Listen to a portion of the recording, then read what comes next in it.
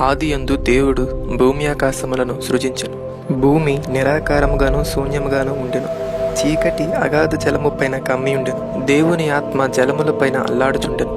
దేవుడు వెలుగు కమ్మని పలుకగా వెలుగు కలిగెను. వెలుగు మంచిదైనట్లు దేవుడు చూచెను. దేవుడు వెలుగును చీకటిని వేరుపరిచెను. దేవుడు వెలుగునకు పగలనియు చీకటికి రాత్రి అనియు పేర్లు పెట్టెను. అస్తమయమును ఉదయమును కలుగగా ఒక దినమాయెను. మరియు దేవుడు జలముల మధ్య ఒక విశాలము కలిగి ఆ జలములను ఈ జలములను వేరుపరచునుగాకని పలికెను. దేవుడు ఆ విశాలము చేసి విశాలము క్రింది జలములను విశాలము మీది జలములను వేరుపరపగా ఆ ప్రకారమాయెను. దేవుడు ఆ విశాలమునకు ఆకాశమని పేరు పెట్టెను. అస్తమయమును ఉదయమును కలుగగా రెండవ దినమాయెను. దేవుడు ఆకాశం క్రిందనున్న జలములు ఒకచోటనే కూర్చబడి ఆరిన నేల కనబడును గాకని పలుకగా ఆ ప్రకారమాయెను. దేవుడు ఆరిన నేలకు భూమి అని పేరు పెట్టెను. జలరాశికి ఆయన సముద్రములని పేరు పెట్టెను. అది మంచిదని దేవుడు చూచెను. దేవుడు గడ్డిని విత్తనములిచ్చి చెట్లను భూమి మీద తమ తమ జాతి ప్రకారము తమలో విత్తనములు గల ఫలమిచ్చు ఫలవృక్షములను భూమి మొలిపించగాకని పలుకగా ఆ ప్రకారమాయెను. అది మంచిదని దేవుడు చూచెను. అస్తమయమును ఉదయమును కలుగగా మూడవ దినమాయెను. దేవుడు పగటిని రాత్రిని వేరుపరచినట్లు ఆకాశ విశాలమందు జ్యోతులు కలుగుగాకనియు అవి సూచనలను కాలములను దిన సంవత్సరములను సూచించుటకయుండుగాకనియు భూమి మీద వెలిగించుటకు అవి ఆకాశ విశాలమందు జ్యోతులయుండుగాకనియు పలికెను. ఆ ప్రకారమాయెను. దేవుడు ఆ రెండు గొప్ప జ్యోతులను అనగా పగటిని ఏలుటకు పెద్ద జ్యోతిని రాత్రిని ఏలుటకు చిన్న జ్యోతిని నక్షత్రములను చేసెను. భూమి మీద వెలిగించుటకును పగటిని రాత్రిని ఏలుటకును వెలుగును చీకటిని వేరుపరచుటకును దేవుడు ఆకాశ విశాలమందు వాటినుంచెను. అది మంచిదని దేవుడు చూచెను. అస్తమయమును ఉదయమును కలుగగా నాలుగవ దినమాయెను. దేవుడు జీవము కలిగి చలించు వాటిని జలములు సమృద్ధిగా పుట్టించుగా కనియు పక్షులు భూమిపైన ఆకాశ విశాలంలో ఎగురునుగా కనియు పలికెను. దేవుడు జలములలో వాటి వాటి జాతి ప్రకారము జలములు సమృద్ధిగా పుట్టించిన మహామాత్స్యములను జీవము కలిగి చలించు వాటన్నిటిని దాని దాని జాతి ప్రకారము రెక్కలు గల ప్రతి పక్షిని సృజించెను. అది మంచిదని దేవుడు చూచెను. దేవుడు ఇలా పలికెను: మీరు ఫలవంతమై అభివృద్ధి పొంది సముద్రములోని జలములను నిండించుడి, పక్షులు భూమి మీద విస్తరించునుగాక. ఈ విధముగా వాటిని ఆశీర్వదించెను. అస్తమయమును ఉదయమును కలుగగా ఐదవ దినమాయెను. దేవుడు వాటి వాటి జాతి ప్రకారము జీవము గల వాటిని అనగా వాటి వాటి జాతి ప్రకారము పశువులను పురుగులను అడవి జంతువులను భూమి పుట్టించుగాకని పలికెను. ఆ ప్రకారమాయెను. అది మంచిదని దేవుడు చూచెను. దేవుడు మన స్వరూపమందు మన పోలిక చొప్పున నరులను చేయుదము. వారు సముద్రపు చేపలను ఆకాశ పక్షులను పశువులను సమస్త భూమిని భూమి మీద ప్రాకు ప్రతి జంతువుని ఎలుదురుగాకని పలికెను. దేవుడు తన స్వరూపమందు నరుని సృజించెను. దేవుని స్వరూపమందు వారిని సృజించెను. స్త్రీని గాను పురుషుని గాను వారిని సృజించెను. దేవుడు వారిని ఆశీర్వదించెను. ఎట్లనగా మీరు ఫలించి అభివృద్ధి పొంది విస్తరించి భూమిని నిండించి దానిని లోపరుచుకొనుడి. సముద్రపు చేపలను ఆకాశ పక్షులను భూమి మీద ప్రాకు ప్రతి జీవుని ఏలుడని దేవుడు వారితో చెప్పాను. దేవుడు ఇదిగో భూమి మీదనున్న విత్తనములిచ్చు ప్రతి చెట్టును విత్తనములిచ్చు వృక్షఫలములు గల ప్రతి వృక్షమును మీకు ఇచ్చి ఉన్నాను. అవి మీకు ఆహారమగును. భూమి మీద నుండి జంతువులన్నిటికీ ఆకాశ పక్షులన్నిటికీ భూమి మీద ప్రాకు సమస్త జీవులకును పచ్చని చెట్లన్నీ ఆహారమగునని పలికెను. ఆ ప్రకారమాయెను. దేవుడు తాను చేసినది యావత్తును చూచినప్పుడు అది చాలా మంచిదిగా నుండెను. అస్తమయమును ఉదయమును కలుగగా ఆరవ దినమాయెను. ఆకాశమును భూమియు వాటిలోనున్న సమస్త సమూహమును సంపూర్తి చేయబడెను. దేవుడు తాను చేసిన తన పని ఏడవ దినములోగా సంపూర్తి చేసి తాను చేసిన తన పని అంతటి నుండి ఏడవ దినమున విశ్రమించెను. కాబట్టి దేవుడు ఆ ఏడవ దినమును ఆశీర్వదించి పరిశుద్ధపరచెను. ఏలయనగా దానిలో దేవుడు తాను చేసినట్టియు సృజించినట్టియు తన పని అంతటి నుండి విశ్రమించెను. దేవుడైన యెహోవా భూమిని ఆకాశమును చేసిన దినమందు భూమి ఆకాశములు సృజించబడినప్పుడు వాటి వాటి ఉత్పత్తి క్రమము ఇదే.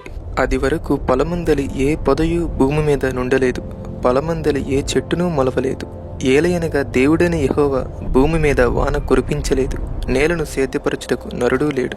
అయితే ఆవిరి భూమి నుండి లేచి నేల అంతటినీ తడిపెను. దేవుడైన యెహోవా నేలమంటితో నరుని నిర్మించి వాని నాసిక రంధ్రములలో జీవవాయువును ఊదగా నరుడు జీవాత్మ ఆయెను.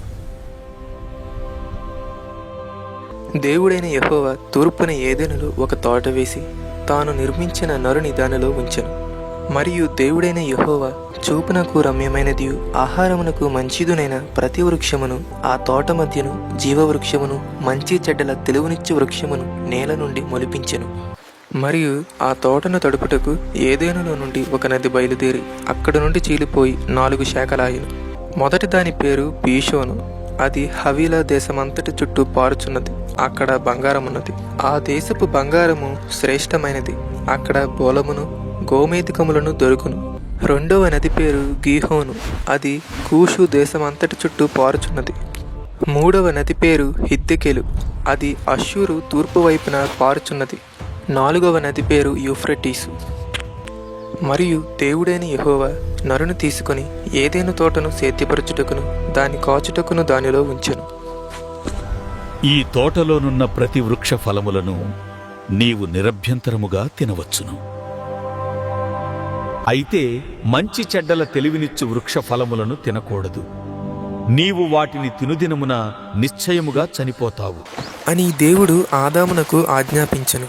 మరియు దేవుడైన యెహోవా నరుడు ఒంటరిగా నుండుట మంచిది కాదు, వానికి సాటి అయిన సహాయమును వాని కొరకు చేయుదుననుకొనెను. దేవుడైన యెహోవా ప్రతి భూజంతువును ప్రతి ఆకాశ పక్షిని నేల నుండి నిర్మించి ఆదాము వాటికి ఏ పేరు పెట్టునో చూచుటకు అతని యొద్దకు వాటిని రప్పించెను. జీవము గల ప్రతి దానికి ఆదాము ఏ పేరు పెట్టెనో ఆ పేరు దానికి కలిగెను. అయినను ఆదామునకు సాటి అయిన సహాయము అతనికి లేకపోయెను. అప్పుడు దేవుడైన యెహోవా ఆదామునకు గాఢ నిద్ర కలుగచేసి అతడు నిద్రించినప్పుడు అతని ప్రక్కటెముకలలో ఒక దానిని తీసి ఆ చోటును మాంసముతో పూడ్చివేసెను. తరువాత దేవుడైన యెహోవా తాను ఆదాము నుండి తీసిన ప్రక్కటెముకను స్త్రీనిగా నిర్మించి ఆమెను ఆదామునొద్దకు తీసుకుని వచ్చెను. అప్పుడు ఆదాము ఇట్లనెను, ఇదిగో, ఇది నా ఎముకలలోని ఎముకయు నా మాంసములోని మాంసము. ఆమెను స్త్రీ అని పిలుచును. కాబట్టి పురుషుడు తన తండ్రిని తన తల్లిని విడిచి తన భార్యను హత్తుకొని వారు ఏక శరీరమై యుందురు. అయితే ఆదామును అతని భార్యయు వారిద్దరూ దిగంబరులుగా నుండిరి. అయితే వారు సిగ్గు ఎరుగకయుండిరి. దేవుడైన యెహోవా చేసిన సమస్త భూజంతువులలో సర్పము యుక్తిగలదై ఉండెను. అది ఆ స్త్రీతో, ఇది నిజమా? ఈ తోట చెట్లలో దేని ఫలములనైనను మీరు తినకూడదని దేవుడు చెప్పెనా అని అడిగెను. అందుకు స్త్రీ, ఈ తోట చెట్ల ఫలములను మేము తినవచ్చును.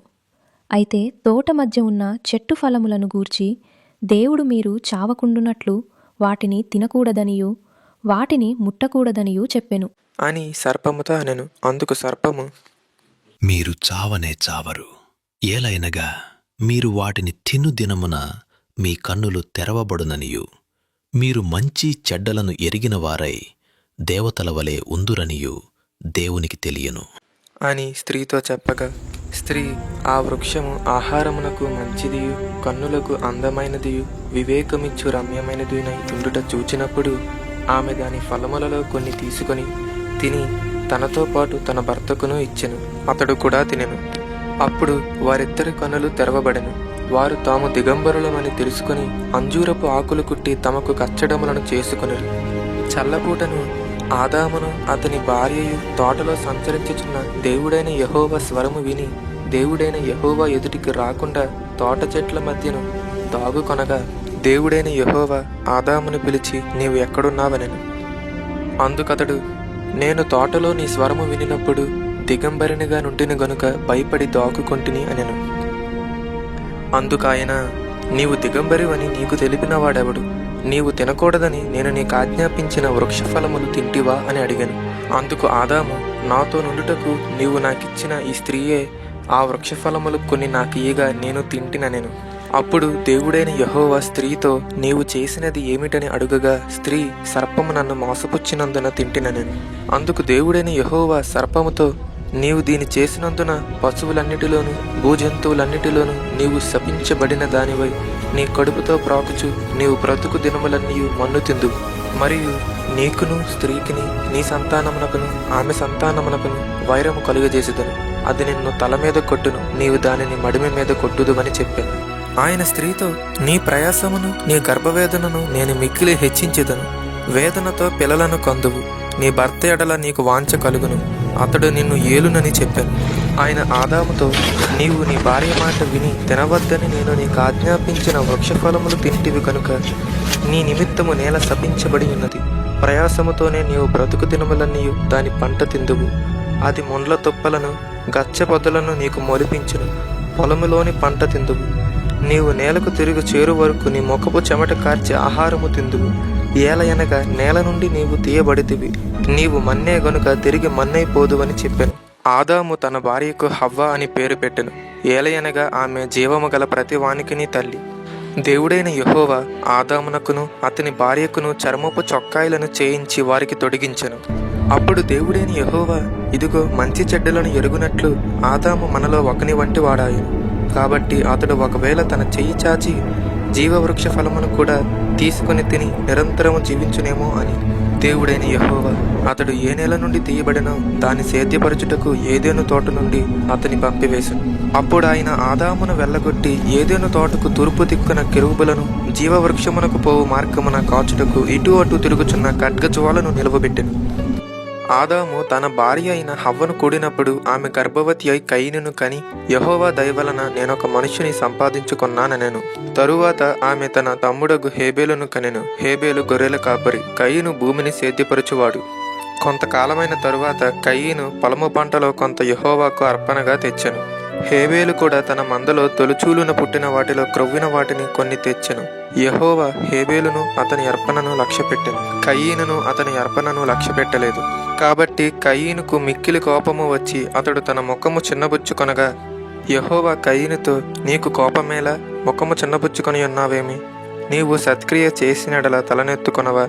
సత్క్రియ చేయని ఎడల వాకిట పాపము పొంచియుండును. నీ ఎడల దానికి వాంఛ కలుగును, నీవు దానిని ఏలుదువనెను. కయీను తన తమ్ముడైన హేబేలుతో మాటలాడెను. వారు పొలములో ఉన్నప్పుడు కయీను తన తమ్ముడైన హేబేలు మీద పడి అతనిని చంపెను. యెహోవా, నీ తమ్ముడైన హేబేలు ఎక్కడున్నాడని కయీను అడుగగా అతడు, నేనెరుగను, నా తమ్మునికి నేను కావలివాడనా అనెను. అప్పుడు ఆయన, నీవు చేసిన పని ఏమిటి? నీ తమ్ముని రక్తము యొక్క స్వరము నేలలో నుండి నాకు మొరపెట్టుచున్నది. కావున నీ తమ్ముని రక్తమును నీ చేతిలో నుండి పుచ్చుకొనుటకు నోరు తెరిచిన ఈ నేల మీద ఉండకుండా నీవు శపించబడిన వాడవు. నీవు నేలను సేద్యపరచునప్పుడు అది తన సారమును ఇక మీదట నీకియ్యదు. నీవు భూమి మీద దిగులు పడుచు దేశదిమ్మరవై ఉందువనెను. అందుకు కయీను, నా దోషశిక్ష నేను భరింపలేనంత గొప్పది. నేడు ఈ ప్రదేశము నుండి నన్ను వెళ్ళగొట్టితివి. నీ సన్నిధికి రాకుండా వెలివేయబడి దిగులు పడుచు భూమి మీద దేశదిమ్మరనై యుందును. కావున నన్ను కనుగొనువాడెవడో వాడు నన్ను చంపునని యెహోవాతో అనెను. అందుకు యెహోవా అతనితో, కాబట్టి ఎవడైనను కయీనును చంపినడల వానికి ప్రతిదండన 7 అంతులు కలుగునెను. మరియు ఎవడైనను కయీనును కనుగొని అతనిని చంపక ఉండినట్లు యెహోవా అతనికి ఒక గురుతు వేసెను.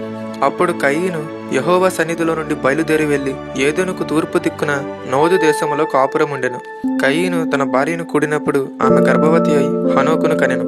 అప్పుడు అతడు ఒక ఊరు కట్టించి ఆ ఊరికి తన కుమారుని పేరును బట్టి హనోక్ అని పేరు పెట్టెను.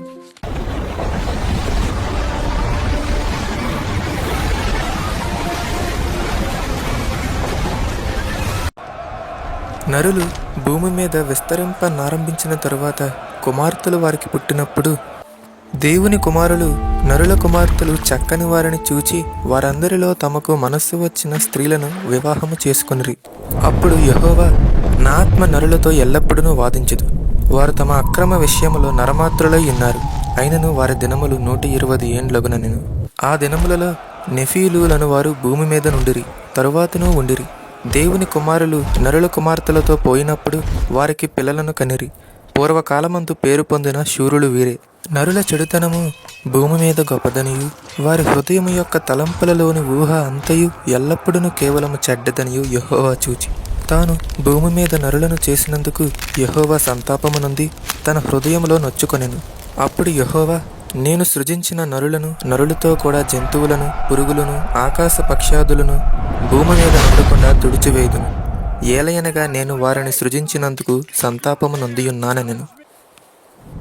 అయితే నోవాహు యెహోవా దృష్టి యందు కృప పొందిన వాడాయెను. నోవాహు వంశావళి ఇదే. నోవాహు నీతిపరుడును తన తరములో నిందారహితుడునై ఉండెను. నోవాహు దేవునితో కూడా నడిచినవాడు. షేము, హాము, యాపేతను 3 కుమారులను నోవాహు కనెను. భూలోకము దేవుని సన్నిధిని చెడిపోయి ఉండెను. భూలోకము బలాత్కారముతో నిండి ఉండెను. దేవుడు భూలోకమును చూచినప్పుడు అది చెడిపోయి ఉండెను. భూమి మీద సమస్త శరీరులు తమ మార్గమును చెరిపివేసుకుని ఉండిరి.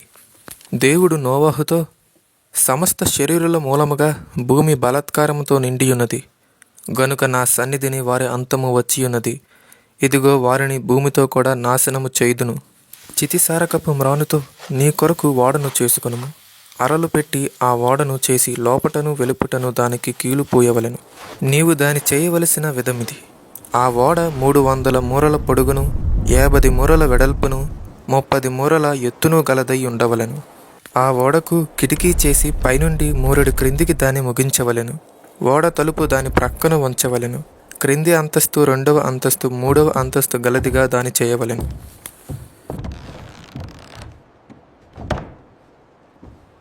ఇదిగో నేను జీవవాయువు గల సమస్త శరీరులను ఆకాశము క్రింద నుండకుండా నాశనము చేయుటకు భూమి మీదకు జలప్రవాహము రప్పించుచున్నాను. లోకమందున్న సమస్తమును చనిపోవును. అయితే నీతో నా నిబంధన స్థిరపరచుతును. నీవును నీతో కూడా నీ కుమారులను, నీ భార్యయు, నీ కోడండ్రును ఆ ఓడలో ప్రవేశింపవలెను. మరియు నీతో కూడా వాటిని బ్రతికించి ఎంచుకొనుటకు సమస్త జీవులలో అనగా సమస్త శరీరుల యొక్క ప్రతి జాతిలో నీవి 2 చొప్పున నీవు ఓడలోనికి తేవలెను. వాటిలో మగదియు ఆడదియు నుండవలెను. నీవు వాటిని బ్రతికించి ఎంచుకొనుటకై వాటి వాటి జాతుల ప్రకారము పక్షులలోను, వాటి వాటి జాతుల ప్రకారము జంతువులలోను, వాటి వాటి జాతుల ప్రకారము నేలను ప్రాకు వాటన్నిటిలోనూ ప్రతి జాతిలో 2 చొప్పున నీ యొద్దకు అవి వచ్చును. మరియు తినుటకు నానా విధములైన ఆహార పదార్థములను కూర్చుకుని నీ దగ్గర ఉంచుకొనుము. అవి నీకును వాటికిని ఆహారమగునని చెప్పెను. నోవాహు అట్లు చేసెను. దేవుడు అతనికి ఆజ్ఞాపించిన ప్రకారము యావత్తును చేసెను. యెహోవా, ఈ తరము వారిలో నీవే నా ఎదుట నీతిమంతుడివై ఉండుట చూచితిని గనుక నీవును నీ ఇంటివారును ఓడలో ప్రవేశించుడి. పవిత్ర జంతువులలో ప్రతి జాతి పోతులు 7, పెంటులు 7, పవిత్రములు కాని జంతువులలో ప్రతి జాతి పోతును పెంటియు 2, ఆకాశ పక్షులలో ప్రతి జాతి మగవి 7, ఆడవి 7. నీవు భూమి అంతటి మీద సంతతిని జీవముతో కాపాడునట్లు నీ యొద్ద ఉంచుకొనుము. ఎందుకనగా ఇంకను 7 దినములకు నేను 40 పగళ్ళును 40 రాత్రులను భూమి మీద వర్షము కురిపించి నేను చేసిన సమస్త జీవరాశులను భూమి మీద ఉండకుండా తుడిచివేయుదునని నోవాహుతో చెప్పెను. తనకు యెహోవా ఆజ్ఞాపించిన ప్రకారము నోవాహు యావత్తును చేసెను. ఆ జలప్రవాహము భూమి మీదకు వచ్చినప్పుడు నోవాహు 600 ఏండ్లవాడు. అప్పుడు నోవాహును అతనితో కూడా అతని కుమారులను, అతని భార్యయు, అతని కోడండ్రును ఆ ప్రవాహ జలములను తప్పించుకొనుటకై ఆ ఓడలో ప్రవేశించిరి. దేవుడు నోవాహునకు ఆజ్ఞాపించిన ప్రకారము పవిత్ర జంతువులలోను, అపవిత్ర జంతువులలోను, పక్షులలోను, నేలను ప్రాకు వాటన్నిటిలోను మగది ఆడుది జతజతలుగా ఓడలోనున్న నోవాహు నొద్దకు చేరెను. 7 దినములైన తరువాత ఆ ప్రవాహ జలములు భూమి మీదకు వచ్చెను. నోవాహు వయసు యొక్క 600 సంవత్సరము 2వ నెల 17వ దినమున మహాగాధ జలములు ఓటలన్నీయు ఆ దినమందే విడబడెను. ఆకాశము తూములు విప్పబడెను. 40 పగళ్ళును 40 రాత్రులను ప్రచండ వర్షము భూమి మీద కురిసెను. ఆ దినమందే నోవాహు కుమారులకు షేమును, హామును, యాపేతును, నోవాహు భార్యయు వారితో కూడా అతని 3 కోడండ్రును ఆ ఓడలో ప్రవేశించిరి. వీరే కాదు, ఆయా జాతుల ప్రకారము ప్రతి మృగమును, ఆయా జాతుల ప్రకారము ప్రతి పశువును, ఆయా జాతుల ప్రకారము నేల మీద ప్రాకు ప్రతి పురుగును, ఆయా జాతుల ప్రకారము ప్రతి పక్షియు, నానా విధములైన రెక్కలు గల ప్రతి పెట్టయు ప్రవేశించినవన్నీయు దేవుడు అతనికి ఆజ్ఞాపించిన ప్రకారము సమస్త శరీరులలో మగదియు ఆడిదియు ప్రవేశించెను. అప్పుడు యెహోవా ఓడలో అతని మూసివేసెను. ఆ జలప్రవాహము 40 దినములు భూమి మీద నుండగా జలములు విస్తరించి ఓడను తేలిచేసినందున అది భూమి మీద నుండి పైకి లేచెను. జలములు భూమి మీద ప్రచండముగా ప్రబలి మిక్కిలి విస్తరించినప్పుడు ఓడ నీళ్ల మీద నడిచెను. ఆ ప్రచండ జలములు భూమి మీద అత్యధికముగా ప్రబలినందున ఆకాశమంతటి క్రిందనున్న గొప్ప పర్వతములన్నీ మునిగిపోయెను. 15 మూరల ఎత్తున నీళ్లు ప్రచండముగా ప్రబలెను గనుక పర్వతములను మునిగిపోయెను. అప్పుడు పక్షులేమి, పశువులేమి, మృగములేమి, భూమి మీద ప్రాకు పురుగులేమి, భూమి మీద సంచరించు సమస్త శరీరులేమి సమస్త నరులేమి చచ్చిపోయిరి. పొడి నేల మీదనున్న వాటన్నిటిలోనూ నాసికారంధ్రములలో జీవాత్మ సంబంధమైన ఊపిరి గలవన్నీ చనిపోయెను. నరులతో కూడా పశువులను, పురుగులను, ఆకాశ పక్షులను, నేల మీదనున్న జీవరాశులన్నీ తుడిచివేయబడెను. అవి భూమి మీద నుండకుండా తుడిచివేయబడెను. నోవాహును అతనితో కూడా ఆ ఓడలోనున్నవి మాత్రము మిగిలియుండెను. 150 దినముల వరకు నీళ్లు భూమి మీద ప్రచండముగా ప్రబలెను. దేవుడు నోవాహును అతనితో కూడా ఓడలోనున్న సమస్త జంతువులను, సమస్త పశువులను జ్ఞాపకము చేసుకునెను. దేవుడు భూమి మీద వాయువు విసురునట్లు చేయుట వలన నీళ్లు తగ్గిపోయెను. అగాధ జలముల ఊటలను, ఆకాశపు తూములను మూయబడెను. ఆకాశము నుండి కురియుచున్న ప్రచండ వర్షము నిలిచిపోయెను. అప్పుడు నీళ్లు భూమి మీద నుండి క్రమక్రమముగా తీసిపోవచుండెను. 150 దినములైన తరువాత నీళ్లు తగ్గిపోగా 7వ నెల 17వ దినమున ఓడ అరారాతు కొండల మీద నిలిచెను.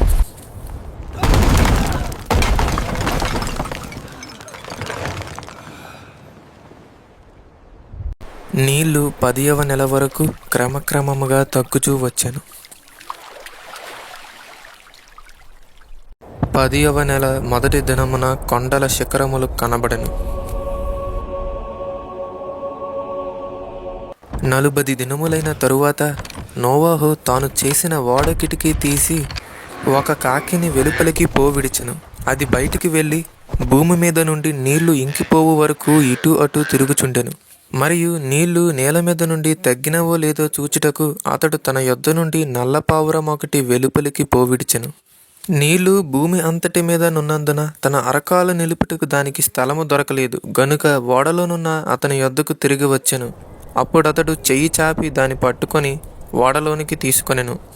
అతడు మరి 7 దినములు తాలి మరలా ఆ నల్ల పావురమును ఓడలో నుండి వెలుపలికి విడిచెను. సాయంకాలమున అది అతని యొద్దకు వచ్చినప్పుడు తుంచబడిన ఒలీవ చెట్టు ఆకు దాని నోట నుండెను గనుక నీళ్లు భూమి మీద నుండి తగ్గిపోయినని నోవాహునకు తెలిసెను. అతడింకా మరి 7 దినములు తాలి ఆ పావురమును వెలుపలికి విడిచెను. ఆ తరువాత అది అతని యొద్దకు తిరిగి రాలేదు.